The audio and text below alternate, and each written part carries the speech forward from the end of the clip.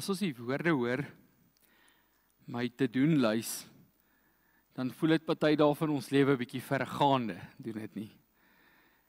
Ons kyk na ons kalenders en ons skedules en ons wonder vir onsself, hoe moet 'n mens alles regkry wat van jou verwag word?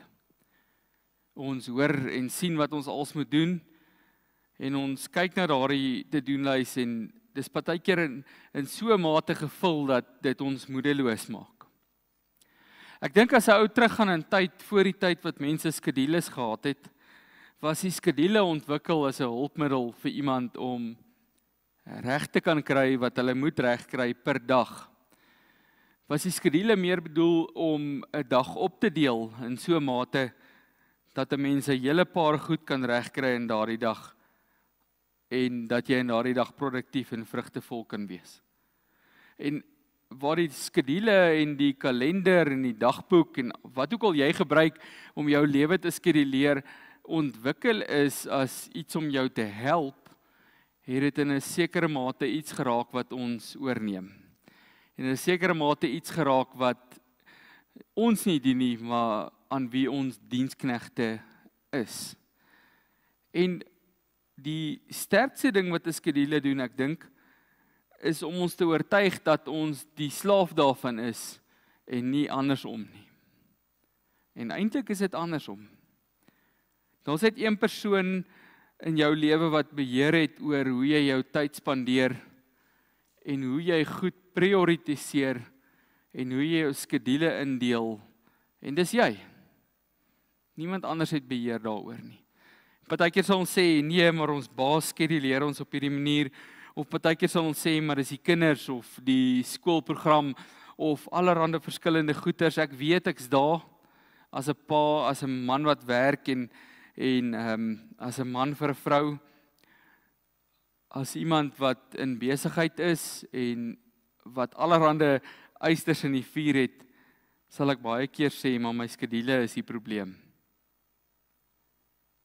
Want ek is te bang om die vraag te vra oor my ingesteldheid.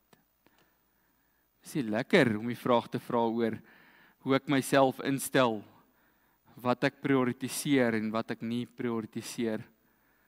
Wat die belangrikste ding binne my skedule is en wat die doel van 'n skedule dan nou eintlik is nie. Soms gebeur dit in so 'n mate dat daardie lys van ons lewe baie min op het wat goed en gesond is vir ons geloofslewe en ons aktiewe verhouding met die Here Jesus. En daarom is dit vir ons belangrik om vir mekaar te sê dat soos ek 'n te-doen-lys het vir Maandag die 2de Junie, kan julle dit glo, ons is al by die 2de Junie, soos ek 'n te-doen-lys het, want elkeen van ons sit hier en ons weet reeds wat is ons afsprake môre, wat moet ons môre doen en wat is ons afsprake Dinsdag. As jy, soos ek in die bediening is en niemand is bereid om jou kollega te word nie, dan weet jy reeds wat is jou afsprake oor die volgende 4 weke, nee.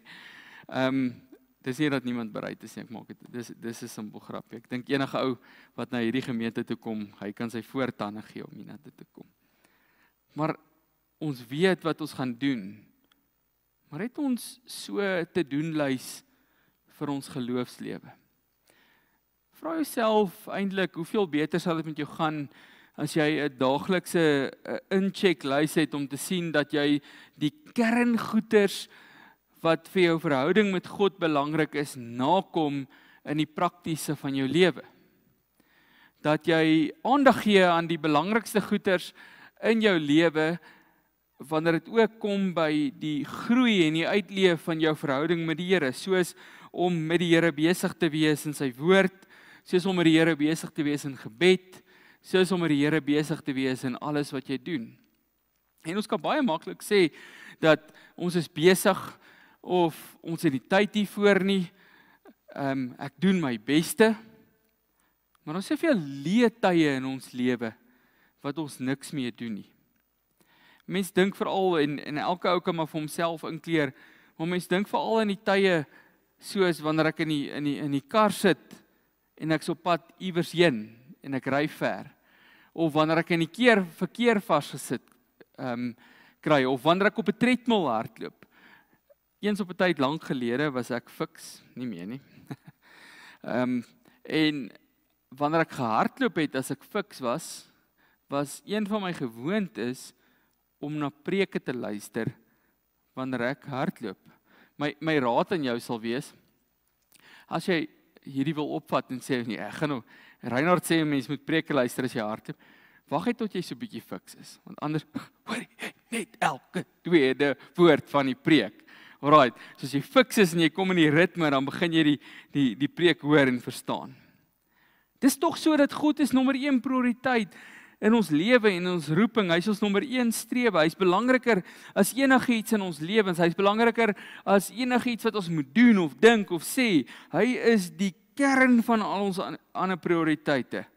En wanneer 'n Christen dis sy lewe reg skeduleer, en ek praat daarmee met myself, dan werk dit so omdat ander goed by God se prioriteite vir my moet inval en nie andersom nie.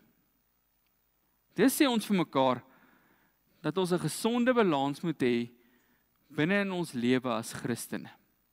So partykeer het ons preke wat diep teologies is of boodskappe wat diep teologies is, waar ons die Bybel vat en die grondteks vir julle oopbreek en allerhande sketse na vore bring en woordanalises en als. En partykeer het ons net 'n praktiese boodskap soos hierdie een om vanaand om te sê, wat kan ek doen om 'n gesonde balans in my lewe as 'n disipel van Jesus te hê?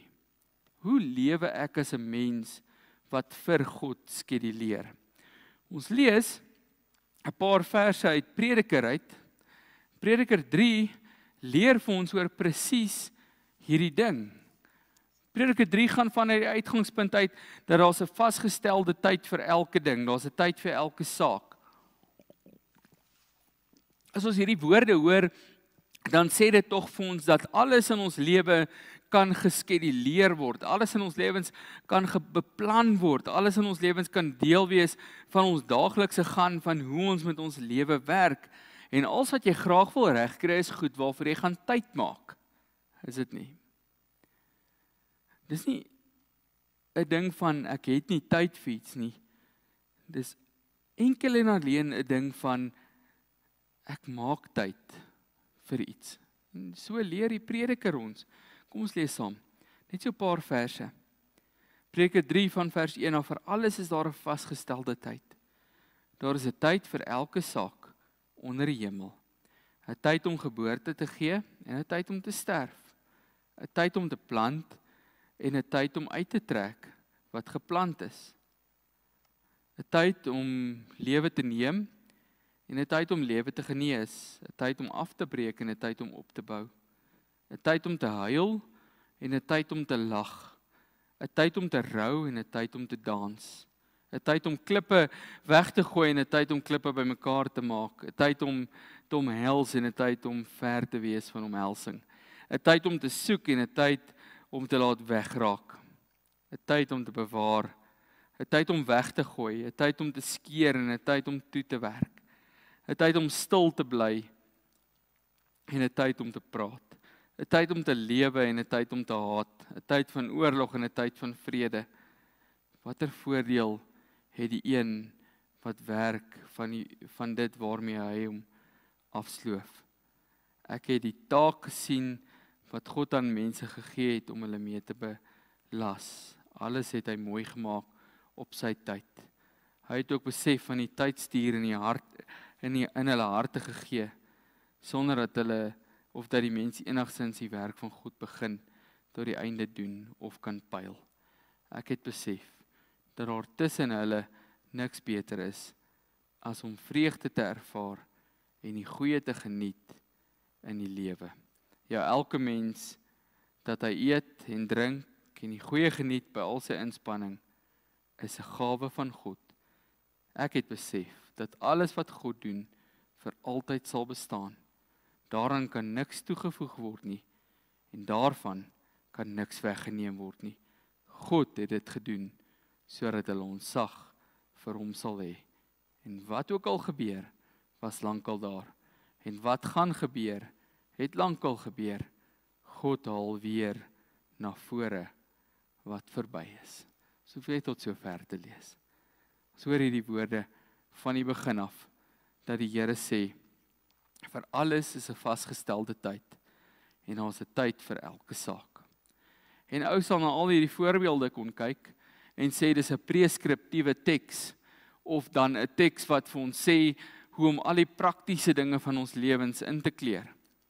Ons sou elke liewe ding wat hier staan kon letterlik vat, om te sê daar's 'n vasgestelde tyd, wanneer ou uit moet trek wat geplant is, en om lewe te neem. Maar die belangrikste ding wat ons hier binne moet raak sien, is die beginsel wat voor ons lewens neergelê word. Dat die Here vir ons leer in hierdie gedeelte, dat daar is 'n tyd vir elke ding wat 'n mens dink, doen en beplan. As jy na die Bybel kyk, en jy sien van die begin af, sien ons die Sabbatsbeginsel, wat die Here in sy woord vir ons leer.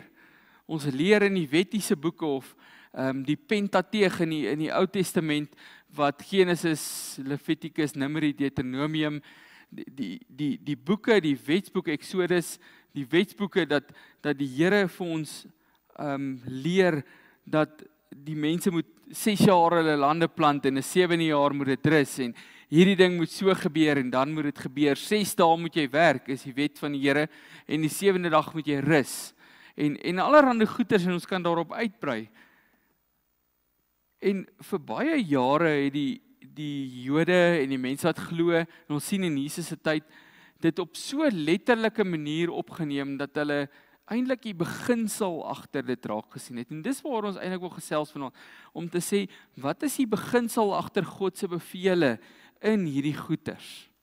En dit is dat die Here sê, dat 'n mens 'n gesonde balans in jou lewe moet handhaaf. Jesus kom, en die Fariseërs is gereeld op sy keus daaroor, dat hy goed op die Sabbat doen. En dan sê Jesus vir hulle, as die kalf in die put is, of wat hy moet doen, moet gedoen wees. Want waaroor gaan dit? Dit gaan oor dat daar die beginsel is, van ek skeduleer my tyd reg. Nou ek weet nie van julle, wat hier voor my sit vanaand nie, maar ek weet verseker, dat ek baie skuldig daarin is, dat ek nie my tyd reg skeduleer nie.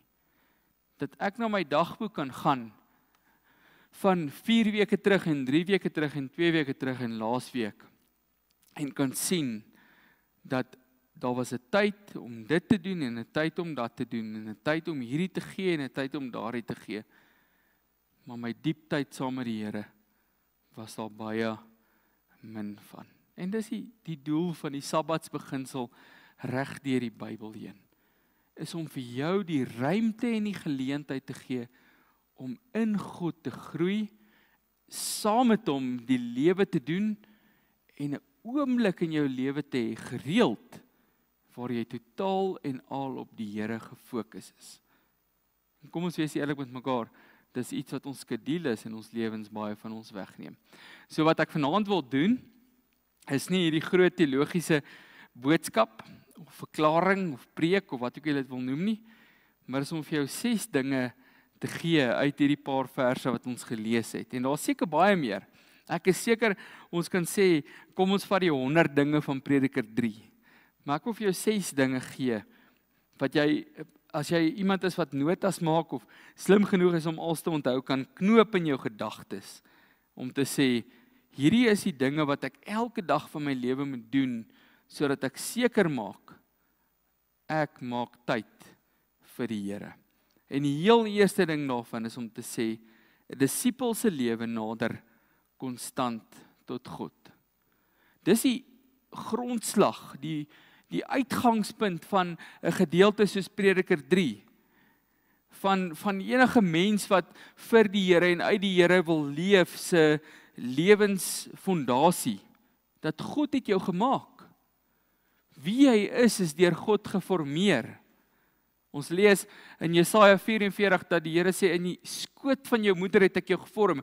In Psalm 139 sê hy, ek het jou aan mekaar geweef, soos die breinaalde wol aan mekaar weef, stuk vir stuk, in die skoot van jou moeder. Dan gaan ons terug na 'n teks soos Jesaja 44 toe, dan sê die Here, tussen gras sal ek jou laat groei.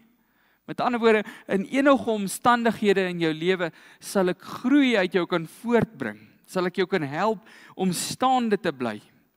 Sal ek jou kan help om die lewe te doen. Want hy het jou gemaak om iets te wees, hy het jou gered om iets te wees, en daardie iets is 'n mens wat in 'n verhouding met hom leef. In sy soewereiniteit, met ander woorde, sy absolute heerskappy, maak hy ons mense wat vir hom kan leef. Hy het jou talente, jou opvoeding, jou geleenthede gegee om in die tye wat hy voor jou neergelê het, dit te gebruik as iets om hom te verheerlik. Ons maak gereeld nie grappie nie, maar die ligterstelling om te sê dat daar's niks wat in die kerk gebeur per toeval nie. Nee. Louis is lief daarvoor om te sê toeval lig is wat in die gelowige se lewe gebeur. Maar dis die waarheid van die Here. Dat die Here het niks lukraak of per ongeluk gedoen nie. Hy het 'n doel met jou. Jy kan tekste gaan lees, is Kolossense 1 vers 16, Romeine 8 vers 28, Efesiërs 2 vers 10. Die Here het 'n doel met elkeen van ons se elke oomblik. En wanneer ons dit besef, gaan ons meer verantwoordelik skeduleer. Wanneer ek besef dat die Here met my elke tree en met my elke aksie, met my elke oomblik wat hy vir my gee, 'n doel en 'n plan het, gaan ek meer verantwoordelik, meer koninkryk gerig en met meer erns my lewe beplan om dit vir die Here te doen.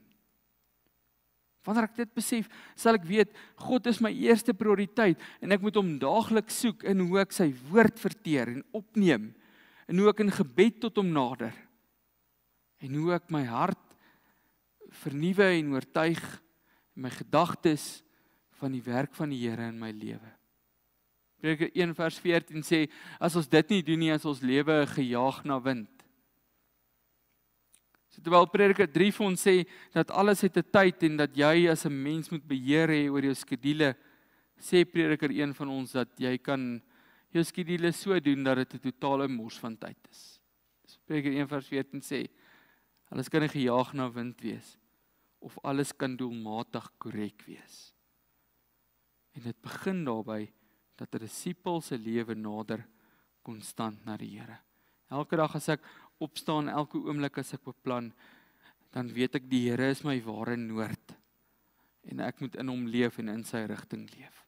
En van daaruit dan nog 5 punte. En die volgende een is dat 'n disipel saai. Om te hoor ek saai is iets wat ons gereeld uit die Bybel uit verskillende tekste hoor, dat ons die woord van die Here soos 'n saad moet saai, Jesaja 55, die Here sê ek saai my woord en dit keer nie onverrigte sake terug nie. Ons hoor die voorbeeld van die gelykenis van die saaier, waar vir ons geleer word dat die Here se woord word in jou hart en lewe gesaai en op verskillende maniere bring dit vrugte voort.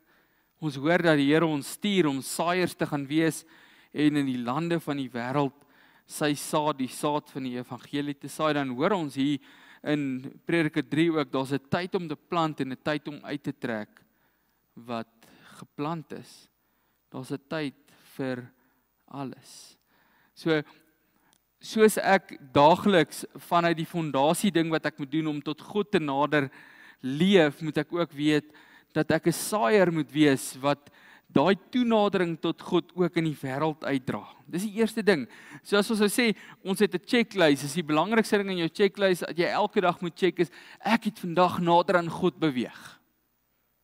En ek wil nou nie een van daai ouens wees wat mense laat skuldig voel nie, maar kom ons vra onsself die vraag, en ek sal my ook dit vra, en ek gaan dalk my kop in skaamte moet sak is, maar het jy vandag nader aan God beweeg?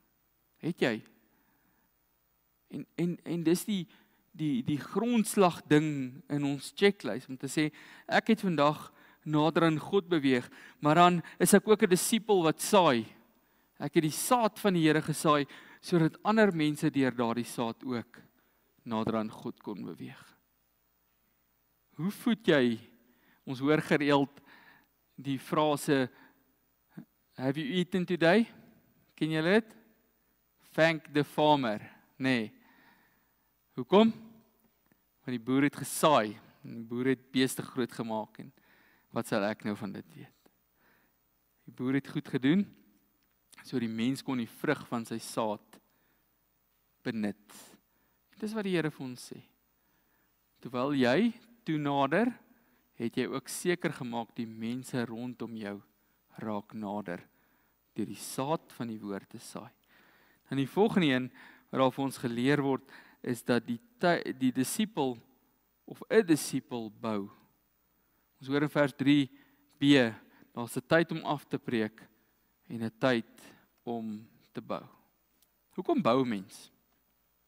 Wie van julle het al gebou? Enigiets? So 'n huis, of 'n kamer, of 'n houtwerk ding, of wat ook al. Het jy dit gebou, want jy het gesê, ag, kom ek mors my tyd. Hier's 'n paar stukke planke voor my, en ek's graag lus om my tyd te mors met dit. Of het jy gesê, ek wil graag vir myself gitaar maak. Johan, ek weet jy het al.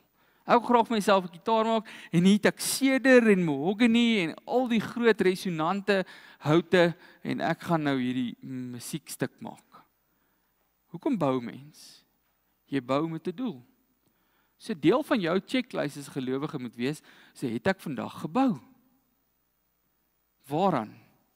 Heel eerste, die belangrikste ding is, het ek gebou in die koninkryk van die Here. Hoe doen ek dit? Deur hom as koning in my lewe te verheerlik. Ek hoor 'n rukkie terug iemand sê, en dis so waar en so mooi, jy stel nie Jesus aan as koning in jou lewe nie. Hy is die koning. Niemand hoef hom gesag te gee nie, hy het die gesag. Het ek vandag gebou in sy koninkryk? Maar daarmee saam ook het ek gebou in my karakter. Het ek gebou in my swakhede? Het ek gebou in my sterkpunte? Het ek gebou in my vrou en in my man se lewe? Het ek gebou in my kerk se lewe? Was ek vandag 'n bouer? Is iets wat ons onsself elke dag moet vra. Om iemand te wees wat in die lewe ingaan elke dag en te sê, ek maak goeders groter vandag as wat dit gister was. Ek maak goed beter vandag as wat dit gister was. Dit is my so wonderlik, ek en Marlies het laasweek ons ry iewers heen, en tot ons gesprek, as 'n ou nou so kyk na die skepping, en na hoe goed lyk wat die Here gemaak het, dan sien mens nogal iets van God se karakter raak. Hy maak al so mooi, nê? En hy maak al so perfek, en hy maak al so reg en funksionerend. En ons is partykeer so laks om te sê, kom ek wing hierdie, of kom ek half hierdie, of kom ek doen maar net hierdie. Maar die Here is soveel anders. Sê, kom ek maak goed great. Kom ek doen my beste. Kom ek wees kreatief. Kom ek maak goed mooi. Kom ek laat goed uitstaan. Wanneer ons bou, is dit nie wat ons gesindheid moet wees nie. Dit sê, kom ek staan uit. Kom ek doen my beste. Kom ek gee my als. Kom ek vat die mooi saam met my, sodat die wêreld en die lewe dit kan sien. Nou die volgende een is, 'n disipel is iemand wat voel. Vers 4 sê, daar's 'n tyd om te huil, en 'n tyd om te lag, 'n tyd om te rou, en 'n tyd om te dans. 'n Disipel is iemand wat voel. Ons weet, dat die Here vir ons leer, aan die kern van wat ons voel, moet liefde wees. Maar dis partykeer so aan die kern van wat ons voel is woede. Nee. Of aan die kern van wat ons voel is hartseer. Of aan die kern van wat ons voel is teleurgesteldheid. Of wat ook al jy in die laaste week gevoel het. Is dit verkeerd om kwaad te voel? Dink julle so? Is dit verkeerd om teleurgesteld te wees? Nee, dis nie. Al wat daai gevoelens kan doen, is om verkeerde reaksies uit te lok. Dis al. Ek weet, want ek is skuldig. Ek is baie skuldig. Kom ek vertel eerder nie vir julle van dit nie. Nee. Die Here sê daar's 'n tyd vir 'n disipel om te voel. Wat moet mens met jou gevoelens doen? Afmaak is iets nutteloos. Wegdruk, het ons mans hou daarvan. Sê ek voel niks. Nee. Die Here gebruik gevoelens in ons lewens om ons sekere dinge of sekere reaksies by ons uit te lok. So die groot ding waarteen ons waak, wanneer ons as disippels voel, wanneer ons hierdie lysie check elke dag, ek het vandag gevoel, is om te sê, ek het niks in haat gedoen nie, maar alles in liefde. Dis die groot maatstaf. Ek het niks in haat gedoen nie, maar alles in liefde. Selfs toe ek kwaad so was dat my bloed in my gesig kook, het ek in liefde gereageer deur nie woedend. Dit is vir my so moeilik om hierdie vir julle te sê, want ek is so skuldig, aan dit. En seker van julle ook. Maar ons het tyd om te voel elke dag van jou lewe, en die groot maatstaf is, wat se reaksie lok my gevoelens uit? Die Here wil hê jy moet voel, want hy wil hê jy moet in die gevoel van liefde, in die gevoel van nederigheid, in die gevoel van die bewustheid van sy teenwoordigheid, om eer ook in hoe jy voel, en aan die kern daarvan, die liefde wat jy voel.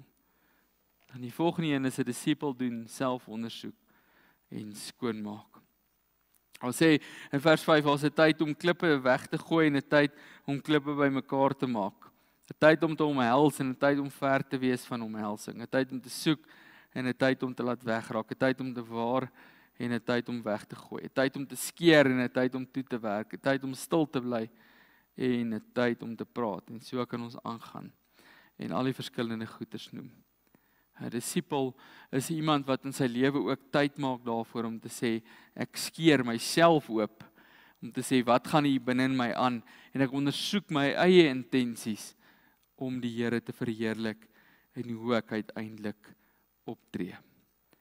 Elke dag van ons lewe moet ons self ondersoek doen, want dit is so maklik om blind te raak, vir wat ons verkeerd doen.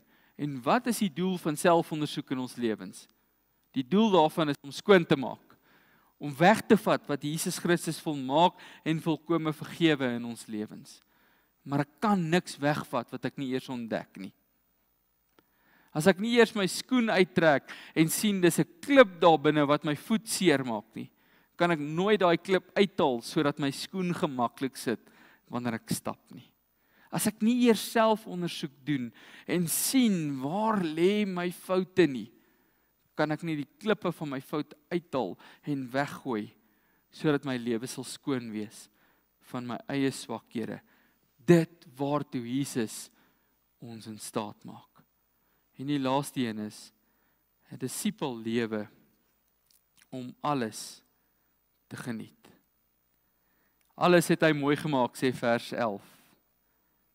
Op sy tyd, sy het ook besef van die tydstuur in hulle harte gegee, sonder dat die mens enigstens die werk van God begin, tot einde doen kan pyl. Ek het besef, daar tussen hulle is niks beter, as om vreugde te ervaar, en die goeie te geniet, en die lewe nie.